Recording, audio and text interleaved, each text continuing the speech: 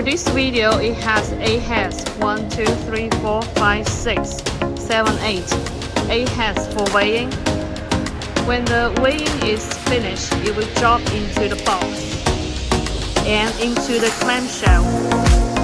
At the same time, the clamshell will be automatically dropped.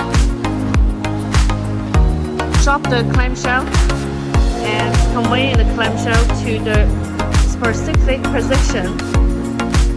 This section will be off and drop into the box, and then it will go through the conveyor.